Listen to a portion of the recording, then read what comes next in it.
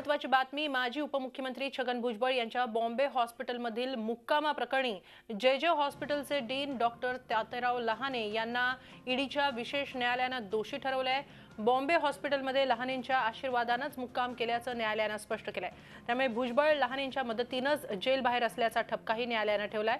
आता लहाने यांच्यावर काय कारवाई करावी याचा निर्णय मुंबई उच्च न्यायालयाच ठरवेल असंही ईडी कोर्टानं सांगितलंय।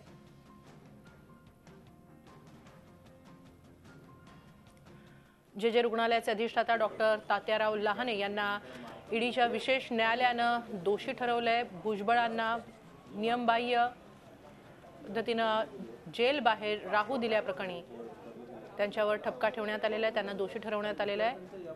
लहानेंमुळेच भुजबळ बॉम्बे हॉस्पिटलमध्ये असल्याचा ठपका न्यायालयाकडून ठेवण्यात आला। आता लहानेंवरील कारवाईचा निर्णय मुंबई उच्च न्यायालयात ठरवेल असंही न्यायालयानं म्हटलेलं आहे।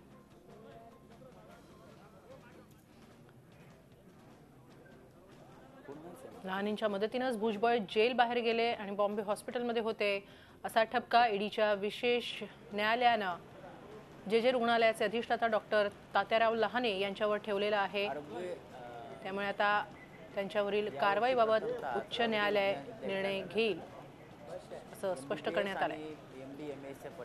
भुजबळांना जेल बाहेर राहू दिल्याप्रकरणी डॉक्टर तात्याराव लहाने यांना दोषी ठरवण्यात आलंय।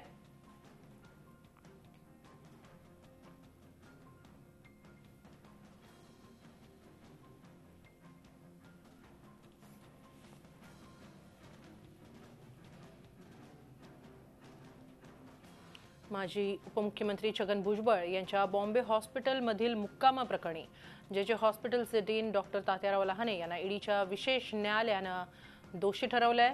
बॉम्बे हॉस्पिटलमध्ये लहानेंच्या आशीर्वादानंच मुक्काम केल्याचं न्यायालयानं स्पष्ट केलं। त्यामुळे भुजबळ लहानेंच्या मदतीनंच जेल बाहेर असल्याचा ठपकाही न्यायालयानं ठेवलाय। आता लहानेंवर काय कारवाई करावी याचा निर्णय मुंबई उच्च न्यायालयाच ठरवेल असंही ईडी कोर्टानं सांगितलंय। आपण याबाबत अधिक माहिती घेऊया आमचे प्रतिनिधी अजित मांढरे यांच्याकडून। अजित, ईडीच्या विशेष न्यायालयानं डॉक्टर तात्याराव लहाने यांना दोषी ठरवलंय, काय नेमकं म्हटलेलं आहे न्यायालयानं?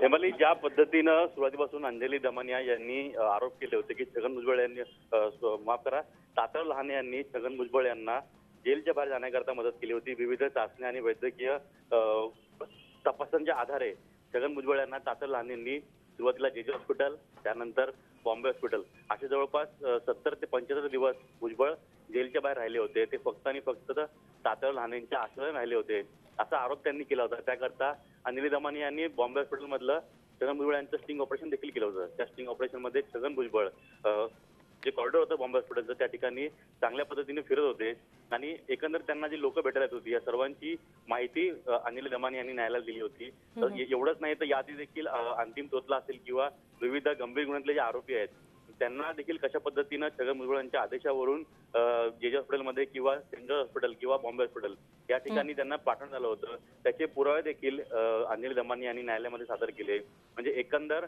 तात्याराव लहाने यांनी छगन भुजबळांना कशा पद्धतीने मदत केली होती आणि एवढा मोठा भ्रष्टाचार करून देखील जर अशा पद्धतीचे आरोपी जे आहेत ते ऐशोआरामाची जिंदगी जगत असतील तर त्यांना कशा पद्धतीनं जरब बसेल याकरता दमन यांनी प्रयत्न केले होते। न्यायालयाने आज निकाल देताना स्पष्ट केलंय की ज्या पद्धतीनं भुजबळ बाहेर आलेले आहेत ते फक्त आणि फक्त तात्याराव लहाने यांच्या सांगण्यावरून बाहेर आलेले आहेत असं न्यायालयाने स्पष्ट केलं। पण जे पीएमएलए कोर्ट आहेत त्यांच्या अधिकारात मात्र तात्याराव लहाने यांना शिक्षा सुनावणं किंवा त्यांना इतर काही कारवाई करणं ते त्यांच्या अधिकारात नसल्याने पीएमएलए कोर्ट जे आहे विशेष ईडी न्यायालयाचं त्यांनी तात्याराव लहानेंना दोषी ठरवून मुंबई उच्च न्यायालयाला त्यांना शिक्षा करण्यास किंवा त्यांच्यावर कारवाई करण्यासाठी ते संपूर्ण प्रकरण आता मुंबई उच्च न्यायालयाकडे वर्ग केलेलं आहे। म्हणजे तात्याराव लहानेंना तर दोषी ठरवण्यात आलेला आहे, मात्र नियमबाह्य पद्धतीनं भुजबळ जेल बाहेर राहिलेले आहेत। भुजबळांसाठी हा निर्णय कसा असू शकतो? नक्कीच, कारण का ज्या पद्धतीनं सुरुवातीपासून सांगितलं होतं की भुजबळ हे फिट आहेत। 3 डॉक्टरांच्या विशेष समितीने मुंबई उच्च न्यायालयाच्या आदेशानंतर त्यांची संपूर्ण चाचणी केली होती। त्यामध्ये अतिशय फिट आढळले होते. असं असतानाही तात्या लहानेंनी त्यांना बाहेर पाठवणं किंवा त्यांच्या आदेशाने त्यांना बाहेर पाठवणं आणि कोणत्याही यंत्रणांना त्यांनी न कळवता कुठल्याही पद्धतीनं कागदोपत्री व्यवहार न करता भुजबळांना जे हॉस्पिटल त्यानंतर बॉम्बे हॉस्पिटलला पाठवणं हे संपूर्णपणे कायद्याच्या विरोधात आहे. आपल्या अधिकारांचा गैरवापर आहे. या सर्व गोष्टी लक्षात घेता आणि तात्या लहानेंना न्यायालयाने दोषी ठरवल्यानंतर आता भुजबळांच्या अडचणीत वाढ झालेल्या आहेत. कारण का भुजबळांवरती देखील पुढे मागणी होऊ शकते की त्यांच्यावर काय कारवाई करता येईल. कारण का ते एक आरोपी आहेत सध्या आणि ते एका मोठ्या प्रकरणामध्ये त्यांना अटक झालेली आहे. अशा परिस्थितीमध्ये छगन भुजबळ एवढे दिवस बाहेर कसे राहिले हे आता स्पष्ट झालेलं आहे. पण भुजबळांनी देखील याच्यामध्ये काय हात होता का किंवा त्यांनी यासाठी काही विशेष उपाययोजना केल्या होत्या का याची देखील आता ईडी चौकशी करेल अशी मागणी देखील भविष्यात होऊ शकते. पण एकंदर आता तात्या लहाने अजित आमच्याबरोबर असेच संपर्कात राहा. आपल्याबरोबर आहेत सामाजिक कार्यकर्त्या अंजली दमानिया. अंजलीजी, काय सांगाल? डॉक्टर तात्याराव लहाने यांना ईडीच्या विशेष न्यायालयानं दोषी ठरवलेलं आहे. भुजबळांना जेल बाहेर नियमबाह्य पद्धतीनं राहू दिल्याप्रकरणी आपली काय प्रतिक्रिया आहे? प्रतिक्रिया हीच की ती याचिका जी दाखल केली होती मी त्याच्यात यश येणं हे यश म्हणजे मला आनंद त्यात म्हणजे डॉक्टर लहाण्यांना गिल्टी म्हटलंय त्याच्यात नाहीये. जेवढे डॉक्टर जेवढ्या नेत्यांना मदत करतात जेल बाहेर पडण्यासाठी आणि त्यांना जो हॉस्पिटलमध्ये जो आराम मिळतो हे कुठेतरी थांबलं पाहिजे म्हणून मी ती याचिका केली होती. आणि त्या याचिकेत मी हेच मांडलं होतं की पुन्हा भुजबळ या ना त्या कारणाने बाहेर येत होते. जे मध्ये त्यांना ठेवण्यात येत होतं. त्या ज्या 3 क्षुल्लक टेस्ट होत्या हॉल्टर मॉनिटरिंग, ईपी स्टडीज आणि थॅलियम स्कॅन या खऱ्या ओपीडी टेस्ट असताना त्यांना जवळजवळ 75 दिवस आराम हा जो मिळाला आधी जेचा आणि नंतर पॉश बॉम्बे हॉस्पिटलचा हे सगळं प्रकरण जे देशभर चालतं हे कुठेतरी थांबायला हवं.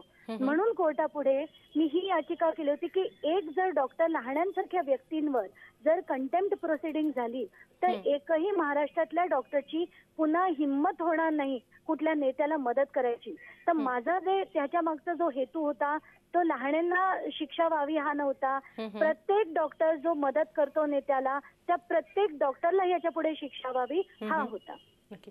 धन्यवाद अंजलीजी. झी24 तासकडे ही प्रतिक्रिया नोंदवल्याबद्दल आणि अजित आपल्यालाही धन्यवाद सविस्तर माहिती दिल्याबद्दल. झी24 तास रहा एक पाऊल पुढे.